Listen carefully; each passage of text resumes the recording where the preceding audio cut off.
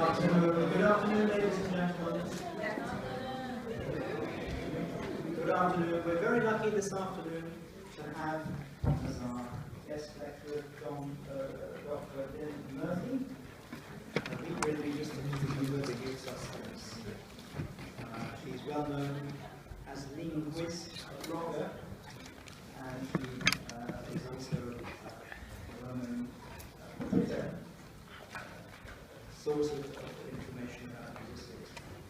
Her blog is concerned mainly with the differences between British and American English, and that's the general title of what we're going to talk about today. So I think without too much introduction, I'll hand over to Lynne, whose title is a bit about British and American Englishes. And I think it would be nice to give her a round of applause by way of welcome.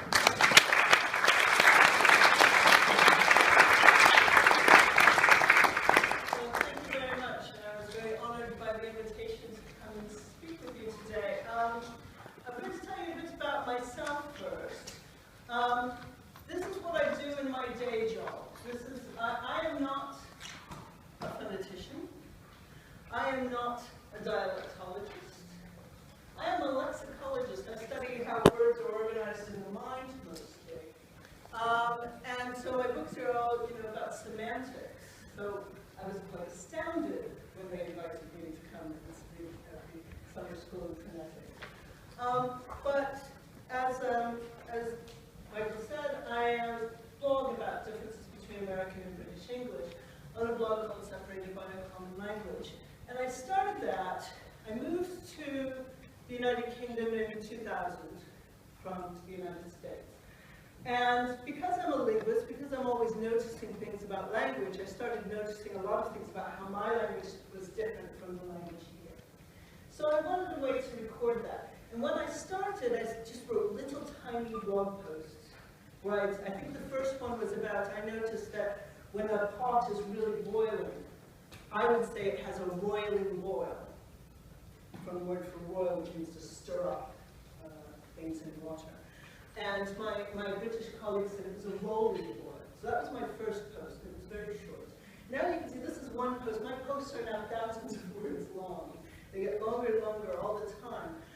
Both because I've learned more about the differences between British and American English, but also because as I've got more readers, I've got more defensive, right? Because the more things I say about American and British English, the more people want to argue with me about it.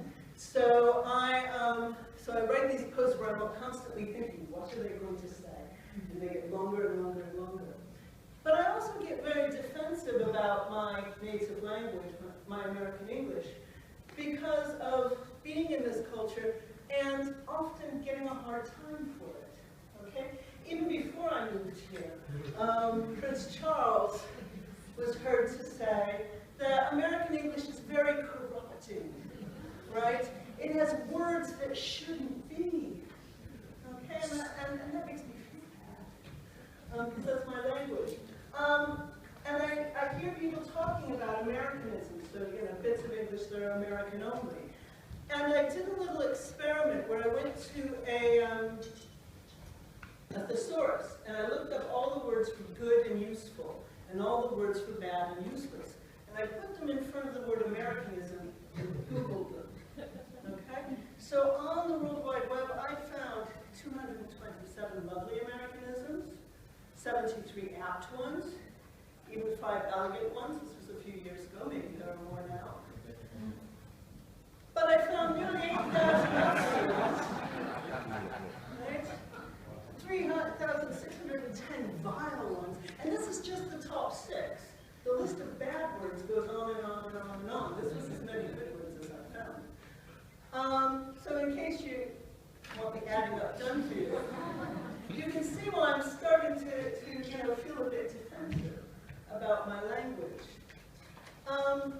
And then when I read the press, right, I like to look at the metaphors that people use about American English. So the Sunday Times, it's a poison, right, that pervades and pollutes. It's a kind of barbarism. This is the man who runs the Word Day website. And in the Mail on Sunday, it's a natural disaster. Right? And if you read around the internet, you see more things like that. That the American language is a bastardization of all that is proper English. And what you notice when you read some of these things is that Americans are saying it too. Right? That it's not just that people who don't speak American English have an attitude about it. It's also that a lot of Americans are very insecure about their own dialect. That they feel that other people must do it better than we do. Okay? And so I started blogging and I started writing more and more, and I also started going out and giving a talk. This is not the talk I'm giving here today, but I give a talk to British people called How Americans Saved the English Language. And I go around to an organization called Skeptics in the pub and I say, here's something to be skeptical about. I'm going to tell you how Americans saved the English language. And when I go around and I give these talks, it's to sort of try to counteract these kinds of things that we get through the media. This was an article about how wonderful British children's writing skills are. But this was the headline they gave it. This panic line about, no, our children are using American words. Another one. Basically, every summer, when the news starts getting slow, there are these articles about American English, right? And this one, for example, this one followed another one. This was on the BBC News magazine online. And there was an article by Matthew Engel where he said, American words should be banned, basically, most of them. And the BBC editors asked for the readers to write in and tell them what are the Americanisms that you, British people, notice most. And this was the article that they posted in response to it. The first thing to note about it is that they called it 50 of your most noted examples, which is a really sort of weird thing to say. Most noted, that sounds strange to me as a native speaker. It was not surprising then that when anybody cited it elsewhere on the internet, it was listed the 50 most hated examples. Right? Everybody reported this as the 50 most hated examples. But once you go through them, and I did, and many other bloggers did too, you find that not all of them are actually American. Okay?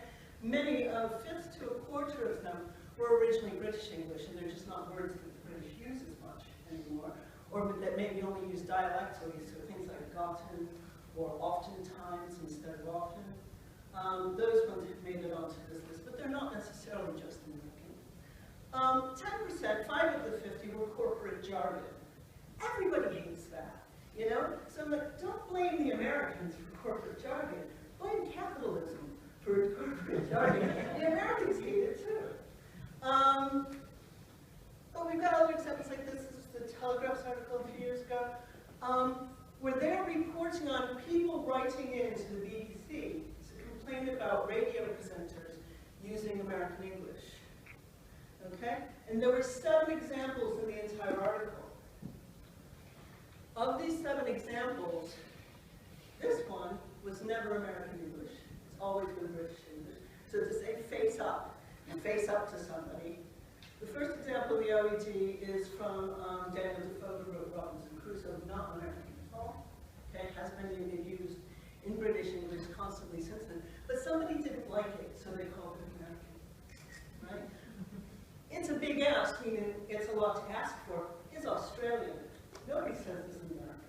But it was reported in the Telegraph as an Americanism. It might have been, instead of it might have been, so instead of it might happen, is actually a spelling mistake, right? That's the contraction of apostrophe V-E. And so some people spell it wrong, not just Americans, British people spell it wrong too, right? But what puzzles me about this is they're writing into the BBC about people speaking the language, and they're complaining about a spelling mistake. How did they figure out from them speaking the language that they made a spelling mistake? I don't know. But in any case, 7 examples, only 4 of them are actually American. Now, it's one thing that the people writing into the BBC got it wrong, but the Telegraph also just reported that without checking any of the facts, okay, to complain about Americans, or about the BBC using Americanisms.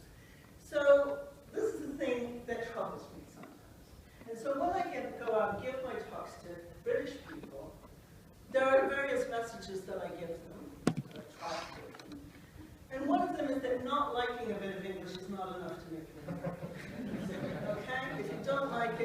fine, don't like it, but don't assume that it's an American.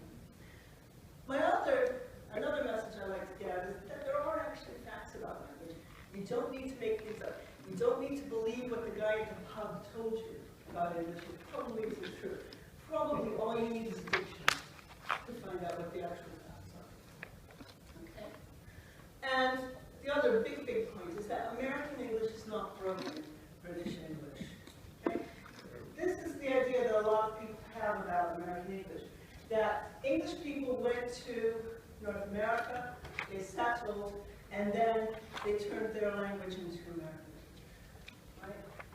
But that happened 400 years ago, or nearly 400 years ago, that people went from England to America. There was no British English as we know it today being spoken at that time. It's not that people in America used to say, what people say, used to say cheerio, and now they say goodbye, except they never did, right? A better picture would be, yeah, there was an ancestor. This is the royal standard flag from about the time that the Americans or the English went to settle America. There was an ancestor of both modern British English and modern American English that they have in common. They're cousins. British English is not the grandparent of American English, it's the cousin of American English. So we should expect them to look a bit different. But how different are they really? Well, let's start with my title slide, right? A bit about British and American Englishes. Okay? That's a pretty British title slide. Okay? If I were doing this in America, I'd probably say a little, actually I'd say a little about American English or a little bit about American English. The British say a bit a lot, and Americans don't. So that would be one thing that would be different. Another thing that would be different is how I present my name. Americans, when using their names professionally, usually use the initials of the name that they're not using. The British do this a lot less. It took me a long time to get used to the fact that my colleagues in England think of my initial as Al Murphy, when I think of my initials as M.L. Murphy. Okay, and that's something I had to get used to. So there are all sorts of little differences that we find all the time. And on my blog, which has been going since May 2006, I've done 445 posts. I slowed down a bit as I got longer and longer. With between 1 and 30 differences in each post. So I'm estimating I've probably discussed 3,000 differences on this blog. Okay, on Twitter, I've been there since 2008. I do a difference of the day. I started out doing it every day of the week, now I only do it 5 days a week. But I try to make them different each time. I don't always succeed in that. But, so I would estimate that I've got around 1,500 differences each day that I put on Twitter. And the thing is, I've not run out. I could keep doing this for the rest of my life.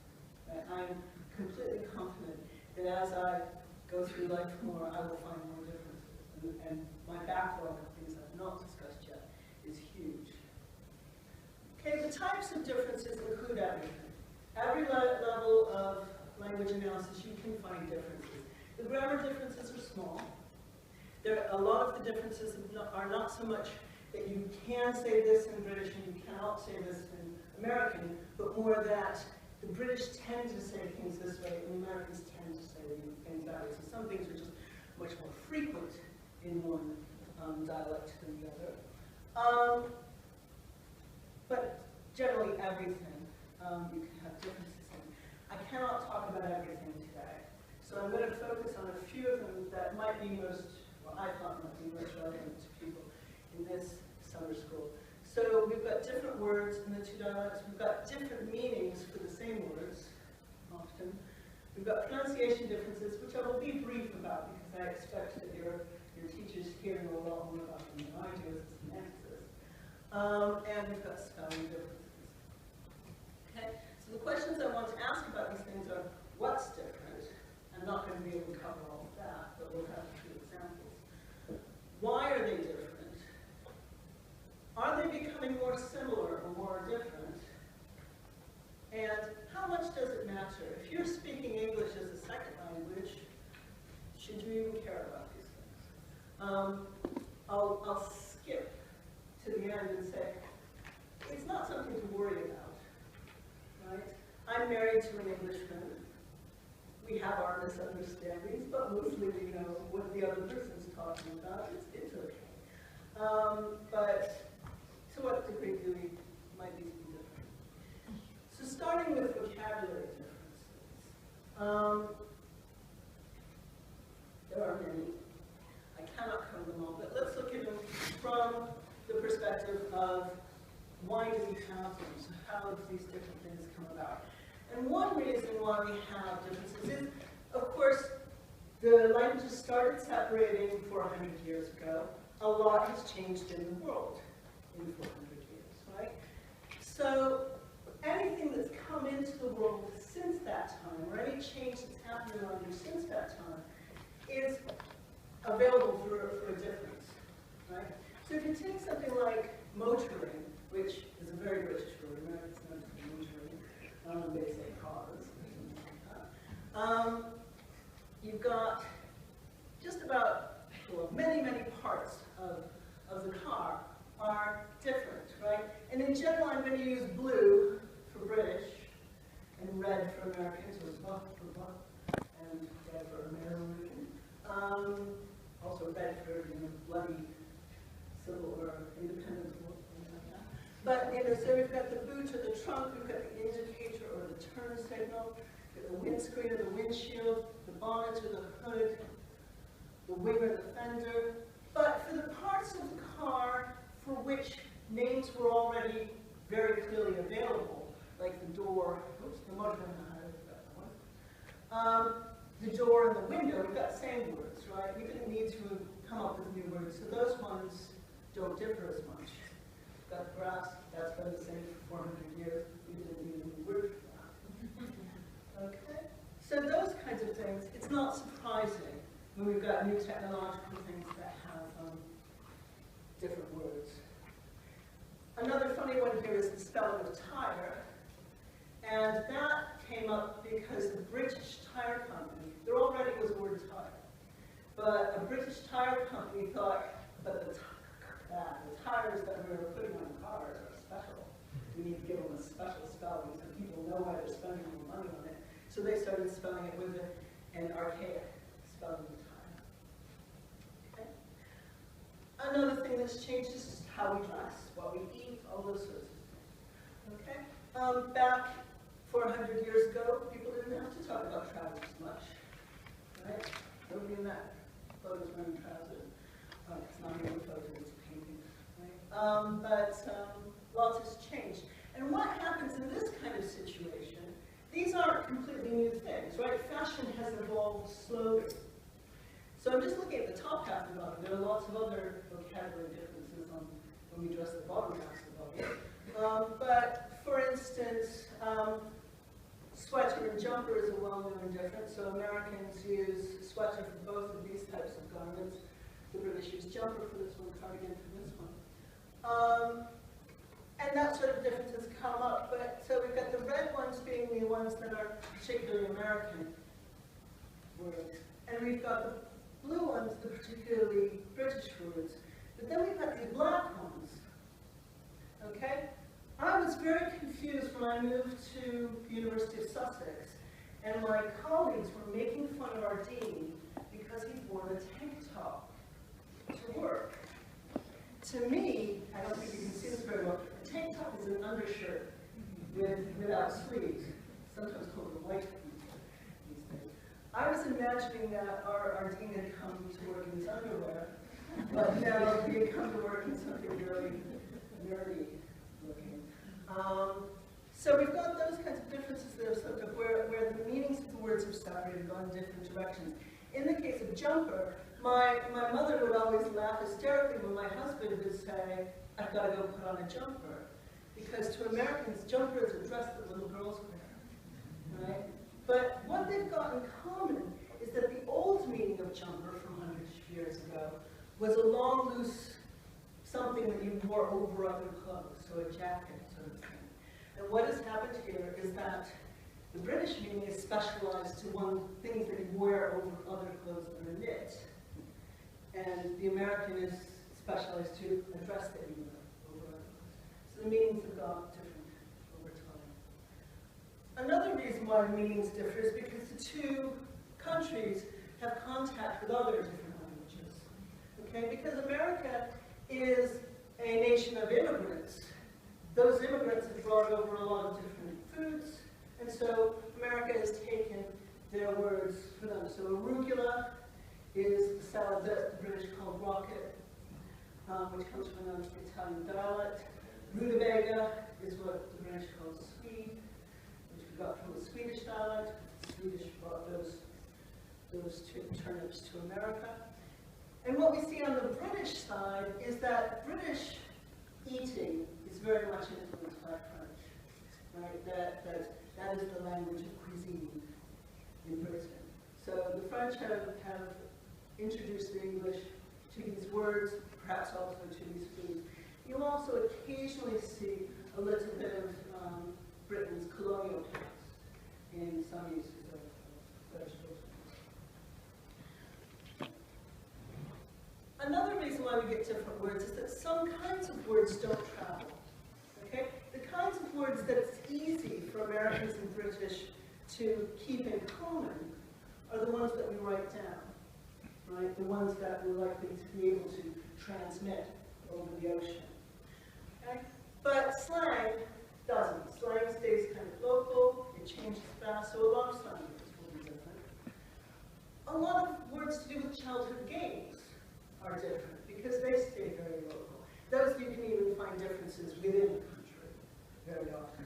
So if I want to tell my little brother that I get the front seat in the car, as an American I'd say dibs on the front seat, and a British person would say baggies. On the playground, if there's a kid that all the other kids won't touch, in British they'd say they've got lurgy, or they've got the lurgy. In American, they'd say cooties. Lurgy is a British slang term for a sort of cold, flu, sort of not feeling well.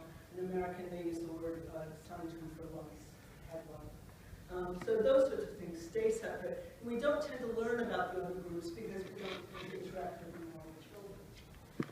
Okay, and when I had a baby in this country, I found that my vocabulary here was completely not up to the job because people were saying completely different things about all the stuff that goes with babies, all the things you do with babies.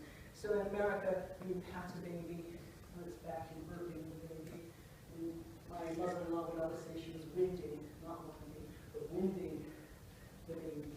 Right? So those sorts of things, they don't tend to travel. Another reason, so we've got lots of reasons why we differ here. Another reason is because sometimes there were two words in the language, and one died out in one place, not the other. English hates synonyms. Okay, if we've got two words for one thing, either we'll find, I think this is generally true of language in general, but either we'll find a way to make the two words mean different things, or one will die out. So Americans refer to the dot at the end of a sentence as period. The British refer to it as full stop, because way back when we had both those words, and one died out here. Right? Another example that people often use is the British say cock. I find that increasingly the British say cockerel for this kind of animal, even though historically isn't what the animal is. But cock, British, rooster, American. Rooster was a dialect word in Britain for the same animal, or something similar to the same animal. And Americans stopped saying it because it sounded a bit rude. Because cock is also a word for penis. Okay, so Americans didn't want to say this word for penis. So Americans started preferring rooster. Now this little fact, a lot of people know, and they use that and are constantly telling me Americans are so prudish, they won't even say the proper name for a male chicken, right? And I'd like to counter that stereotype a bit. For one thing, the word period in English is a word for menstruation. Hasn't kept Americans from using that as a word for a piece of punctuation. Okay? So it's not generalized prudery. And another example is this one, which I hear all the time from British people. This is a British comedian named Dave Mitchell. And this is him doing a video podcast about American English. And the thing that I enjoyed about his podcast was it gave me lots of things to argue with on the floor. Right? So here he is, and he's saying, Americans, you know, much of your language is fine, but you really shouldn't say the silly things, like tidbit, because you think the syllable tit is intrinsically rude. Right? So he is believing something that a lot of people believe about the language, that the British say titbit because they're not afraid to say tit, which is, of course, a slang term for breast. Mitchell went to Cambridge, and this is why I assume he is allergic to looking in Oxford Dictionary, because the answer is there, right? Americans do not say tidbit because they're afraid to say tit. They say tidbit because that's what the word actually was, right? So originally the word was tidbit from an adjective tid that meant precious. Now English has lost this adjective. I think it was only sort of dialectal at any point. But it meant precious, and so a tidbit was a precious little thing. Okay? But once that word was lost, the British reanalyzed it. They knew another word, tit, which is a prefix in things like titlark and titlers, which is a way of saying a small kind of animal. So they knew this word tit that meant small. They reanalyzed tidbit to be titbit. Right? So it's not that Americans went around changing the language because they were prudish. It's that they were true to what the word originally was, and that's why I go around saying Americans saved the English language. So that's a bit of what differs and why it differs. Is our vocabulary becoming more similar? Well, the other thing that you can see when the newspapers run their summertime things, there's lots of articles about American people using British words. Okay, so there's the BBC doing it, the American Today show, the Sunday Times, the New York Times, and even, this is, the Atlantic is an American magazine. Are you an Anglo creep? So it is so much a thing, Americans using British words now, that there is even a disparaging word for people who do that. You're an Anglo creep if you go around using British names. I was at a party, I'd just come back from America yesterday. There was a party there, and I kept hearing a 16-year-old girl speaking in a fake British accent, because it was cool. Because she likes Harry Potter and Sherlock Holmes. So there is sharing going both ways.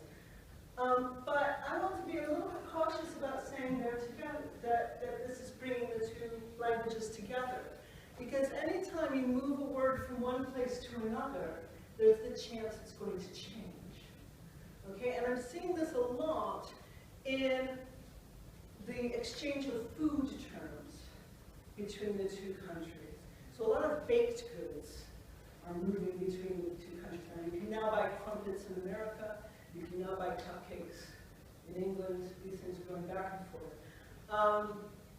And the word cookie, I'm interested in, because the British have taken on the word cookie. In fact, a British television program a few years ago named, it's called Blue Peter, and they always have a cat on this program, and they named it Cookie a few years ago, and all these people writing into the newspaper saying, how dare they name this British institution's pet with an American name.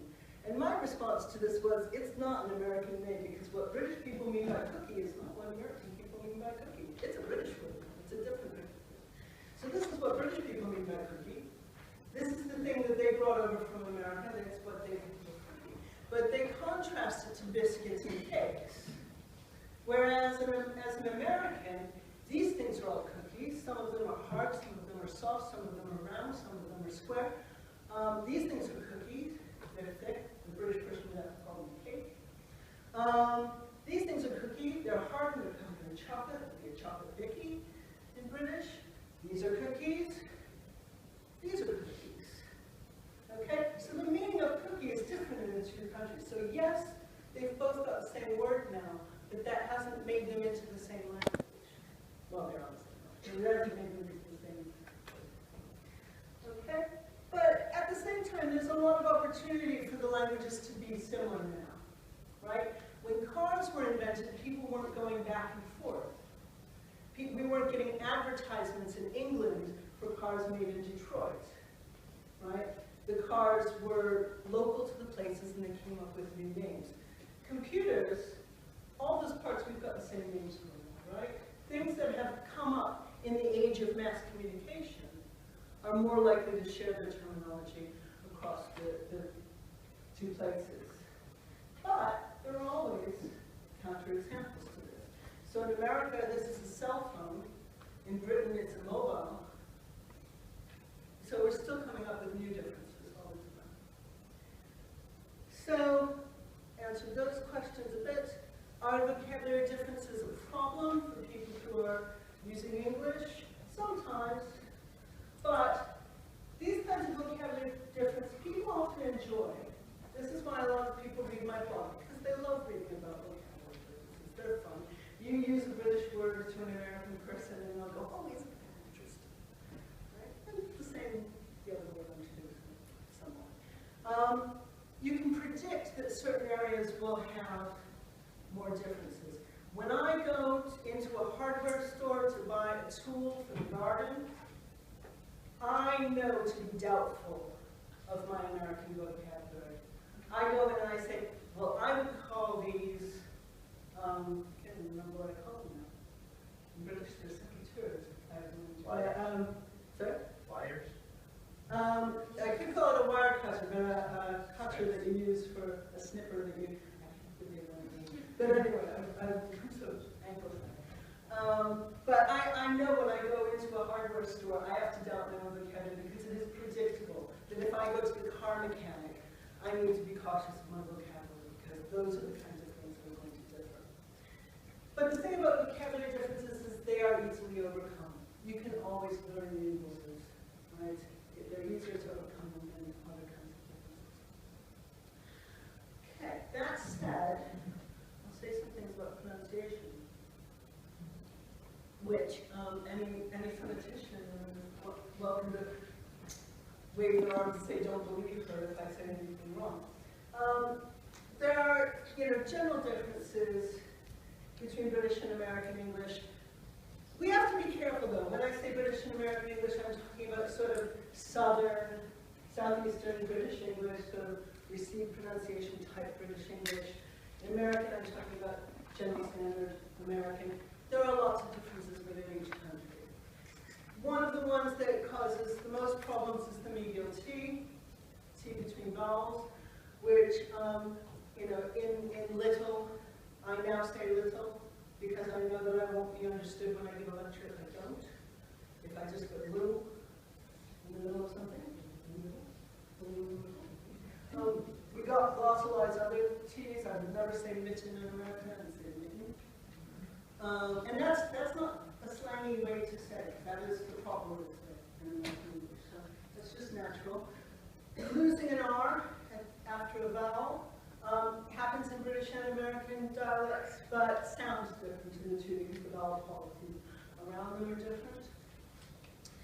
And some of the other things that sometimes cause us problems. I would say this vowel is the biggest problem amongst the vowels for Americans and British talking to each other. And if you listen to mine has changed a lot. Right? I just said a lot. I did not say a lot 20 years ago. I said a lot.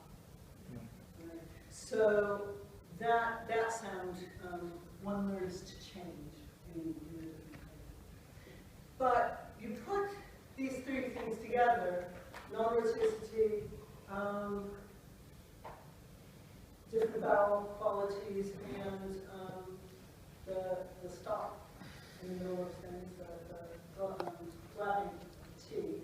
And there was one word that gives people the most problems in the two countries. Does anybody know what it is? Water. Okay. And you have to say it a lot is the problem. So you go to, my husband goes goes to an American restaurant and he says, I would like a glass of water.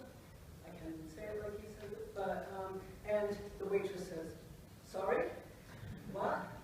And I eventually have to translate after this. I mean, sometimes if you say, I'd like a glass of, that clues in, but if you say, I'd like some water in a British restaurant, it's problematic.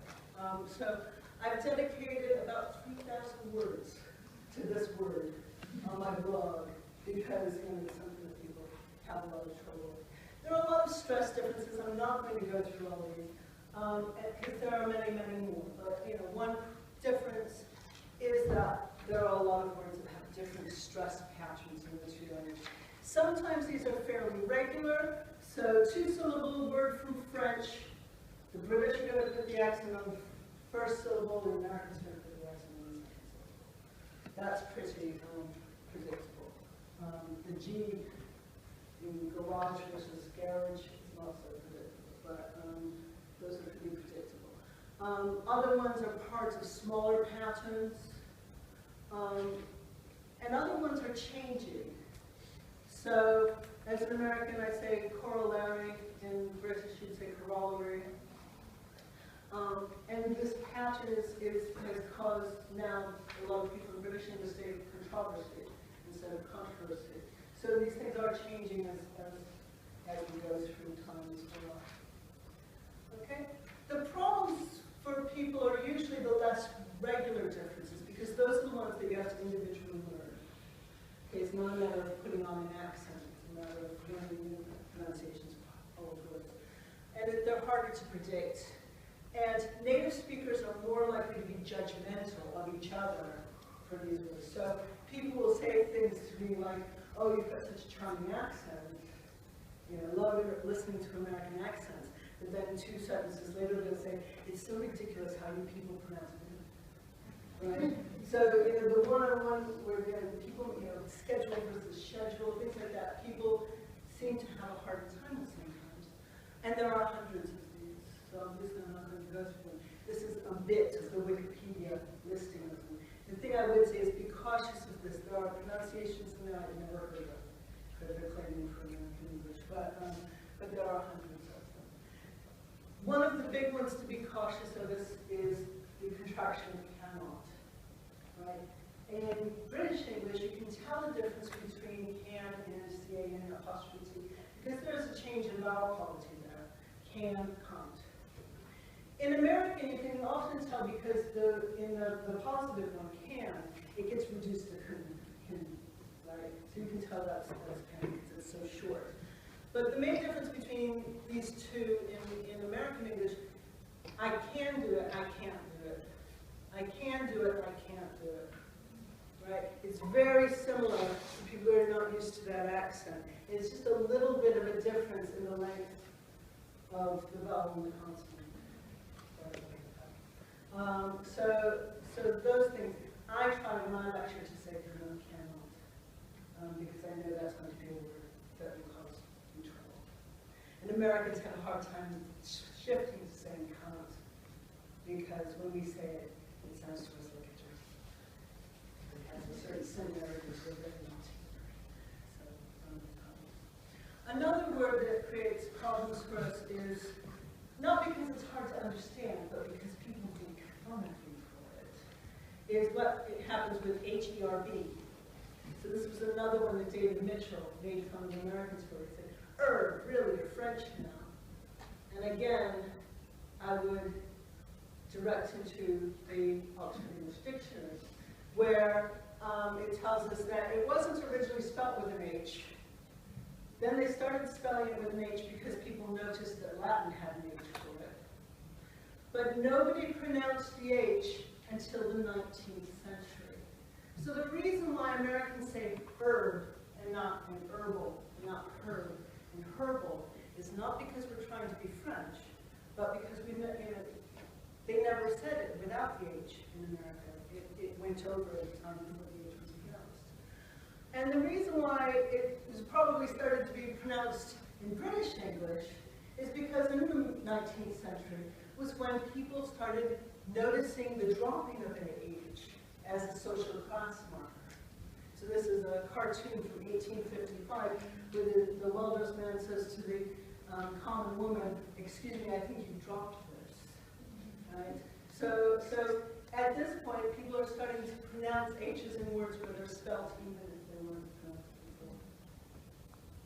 I'm skipping this one because I'm like, but that's why I put it in green so I didn't know to skip. Is pronunciation becoming more alike? I would say that the regular allophonic variations, no. Okay, Americans are not saying grass, right? And the British are not saying grass unless they've always said grass. So those are some of the main changes that are happening in Britain these days. The fronting of vowels in the southeast, as I understand it.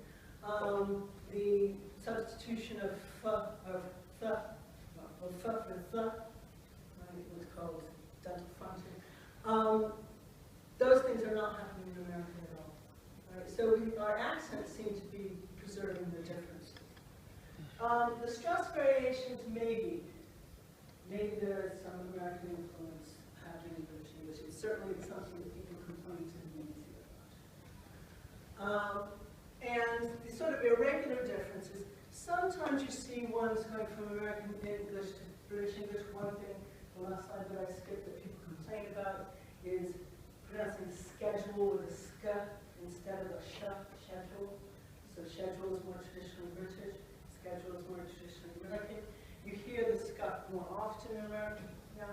But I would say this is probably more likely to happen for some words than for others.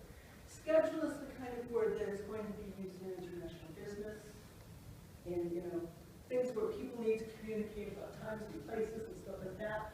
Heard, I don't think is at any risk of changing because it is such a social marker. Right? So some things may change, some things may not. Is learning a British accent or received pronunciation a problem? No, because most people, most places would understand that accent. And as is often said, Americans assign speakers of British received pronunciation higher social status. Okay? It is often said that Americans, if they hear a British accent, just immediately assume that those people are better than them. Okay? But the thing I want to be cautious of here is this. This is a study from 1985. What's happened since then? Well, here's a study from 15 years later, and the most statusful accent among Americans at this point are American accents. And the English accent has gone down below the Australian accent. Okay? So this has changed. People have this stereotype of Americans thinking British accents is wonderful. But it is changing. The one thing that I like about this post is it says, Americans assigned higher social status to British accents, even though the British speech was considered less intelligible and aroused more discomfort in the American listeners. So this is what I use to explain why bad guys, evil geniuses in films in America tend to often have very cut-glass RP accents, right? Because it's an intimidating accent, right? So you can go out and intimidate people if you're RP accent. But I shouldn't show you this slide because it's a really small student study, but I love it, so I show it to people anyway.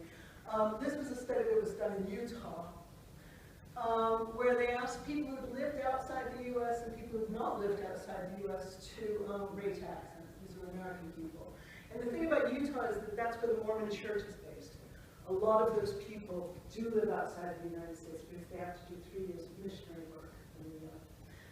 So before they moved outside of the United States, they considered the most intelligent accent to be the English accent. After they moved outside the United States, it was the least intelligent accent. And I often say, well, maybe this is because Americans keep hearing English people say rubbish things about American English. Like they say herb because we prefer French, and things like that. Okay, I have to move on here. A few words about spelling. The thing about spelling is that there are many differences, and they're very plain to us because they're in print.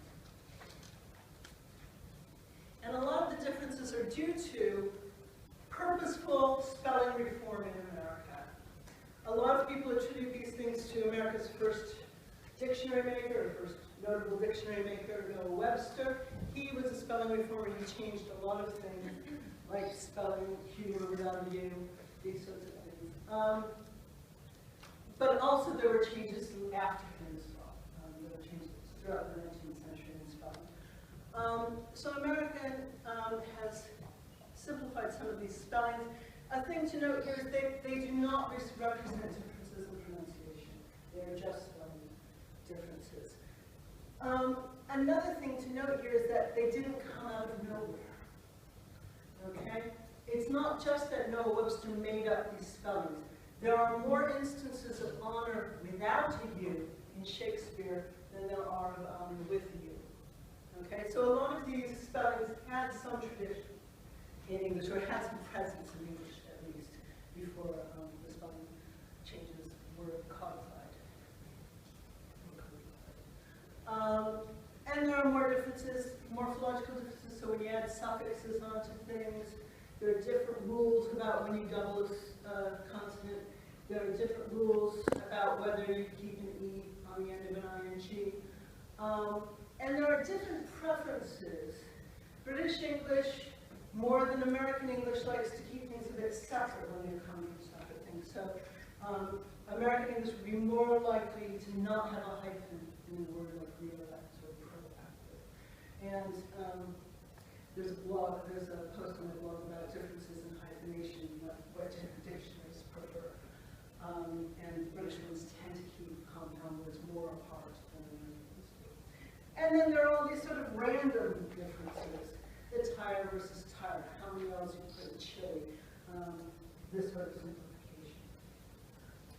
So there are lots of differences. Some of them you can learn as a general rule, some of them you cannot. Are they becoming more similar? Well, a lot of people say, oh, we're all going to be, a lot of people say to me, oh, we'll all be writing in American spelling soon because of Microsoft Word. Because these people do not know how to change their Microsoft Word preferences from one dialect to another. I'm showing you here, you can actually do it, you can change it, it works. My evidence is that they're not becoming more similar in general, and that it's not that simple.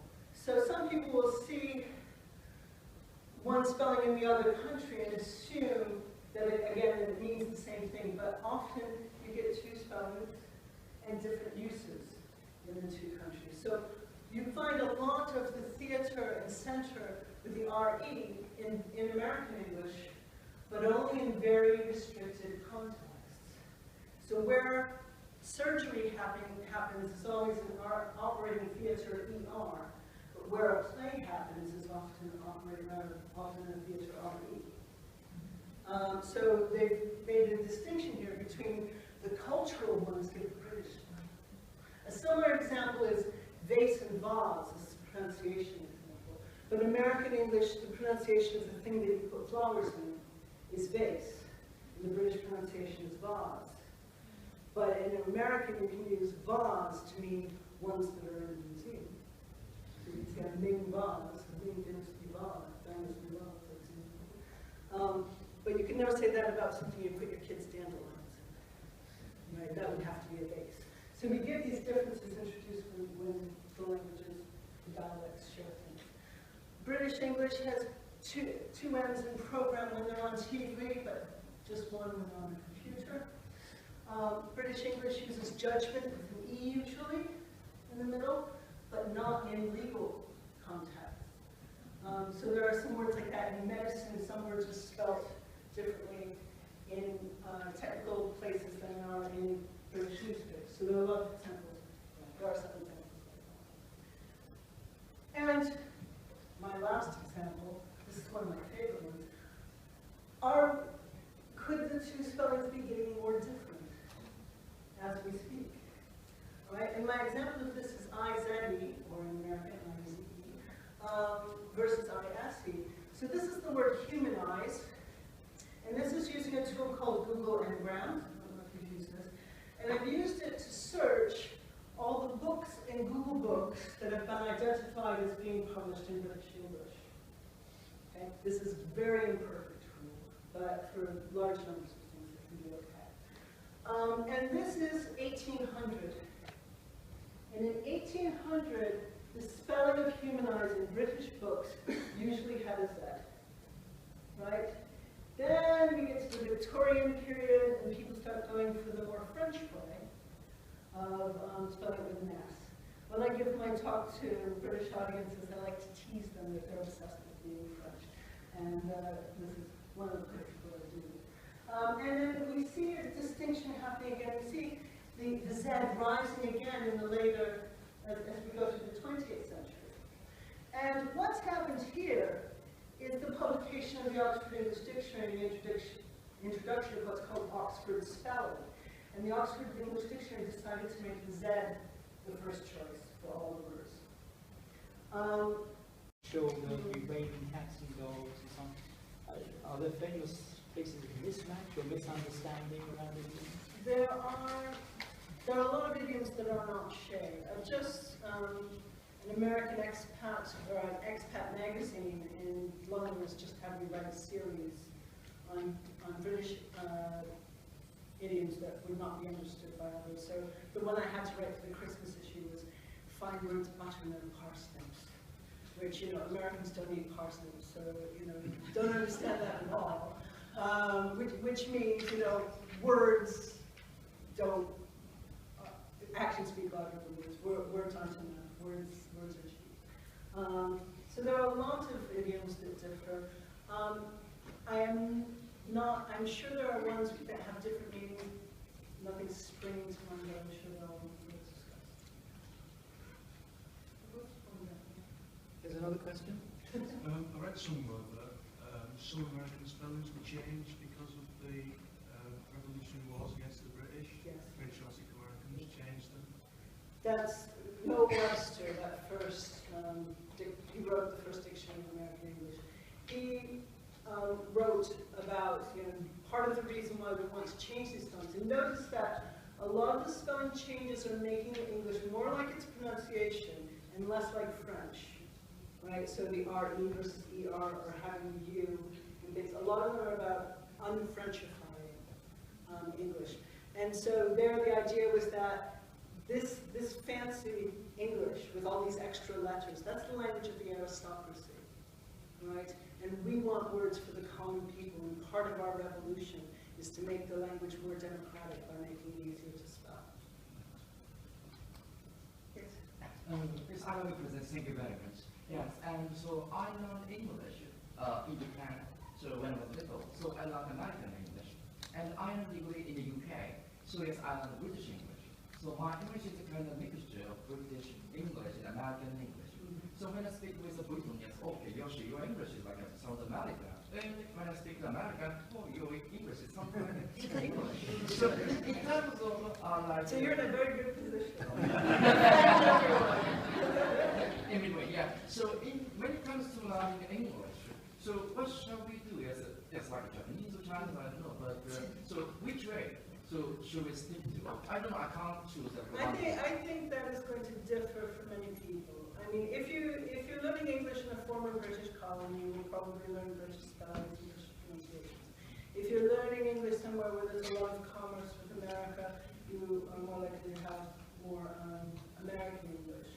But I think in part there's some level of personal preference. If you're a Japanese person who's going to be commuting to Australia, then you have different needs than somebody who's working with, you know, American car companies or who has an American fiance or something like that. So I think you have to learn English. It's good to be conscious of the aspects that differ, so you're prepared for them when they're pointed out to you. But other than that, I'd say there are personal and geographical issues. But what about like institutional level, or like in Japan, or education in Japan, or what do you say? I would say Japan needs to make that decision, not me.